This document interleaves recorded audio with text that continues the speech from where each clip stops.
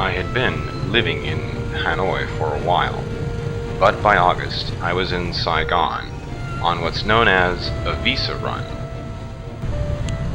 So if you come to Vietnam to live and you are working with a good company, they'll help you renew your visa for you, or they can get you a long-term visa. But if you're like me and you're not really well established, you have to go and renew your visa every 3 months so far. You can only get a certain number of 3-month renewals, and then you have to leave the country and re-enter. So until that changes, I will be leaving the country every several months to renew my visa, and that's what I'm doing today. I'm leaving for Phnom Penh. I will be taking the bus to Phnom Penh in about 20 minutes.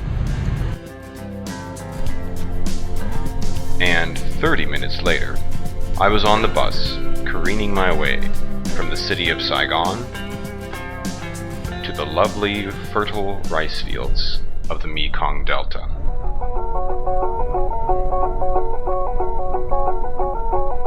After only a few hours, we were across the border and driving through the floodplain.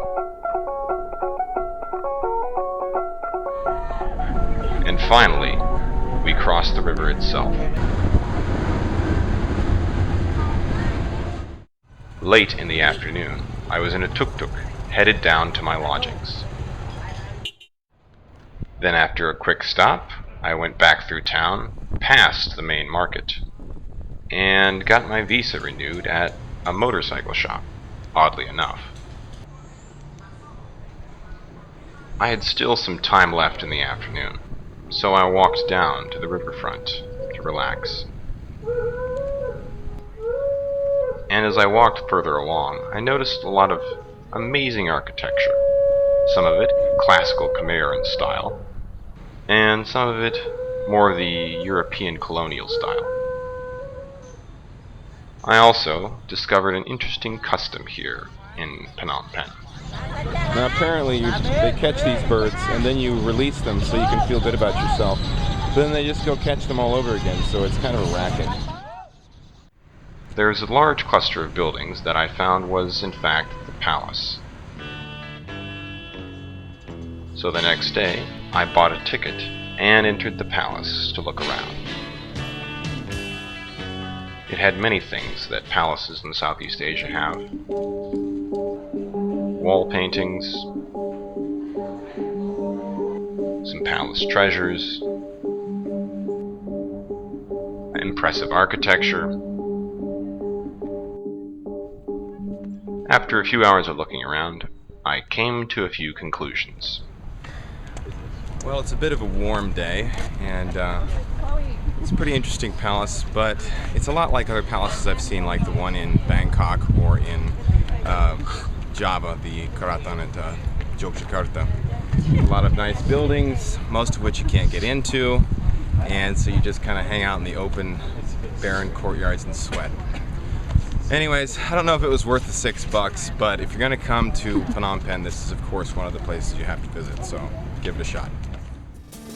After this, however, a friend of mine from university connected me with her sister and a couple of her other friends. And they took me around to some places in the city that were a bit off the usual tourist track. Classical Roman architecture in Phnom Penh. Slightly incongruous, but interesting nonetheless, eh? Well, not quite what I was expecting.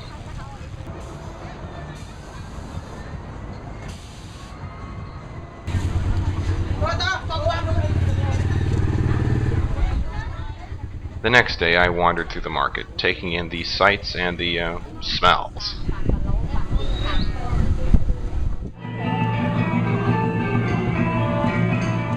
Then I stumbled into a temple where they were performing some sort of special ceremony.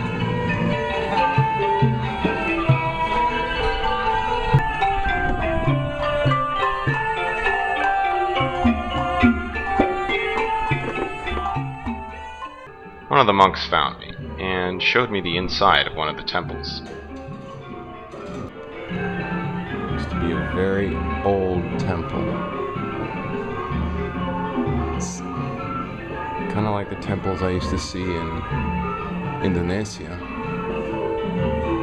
You can see the tool marks on the stone.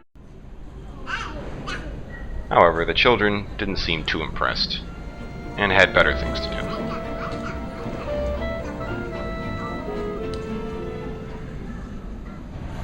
My time in Phnom Penh had been rather enjoyable. However, it was time for me to leave, so the next morning, I was back on my way to Saigon, and then from Saigon, on to Hanoi itself. Well, here I am in front of the Saigon Opera House. I just got done with a 6-hour trip, and I have another 6-hour wait until my flight leaves at about 9:30.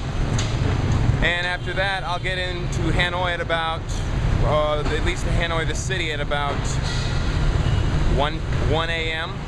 So it's going to be a long day.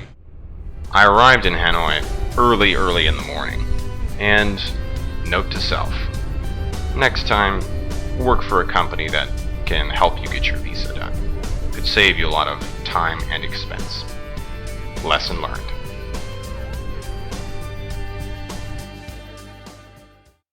Hey, I should pay a tour and then get money for it. Yeah, You get $20 an hour, right? Maybe, I don't know. I get half and half. That's a 10. little ambitious.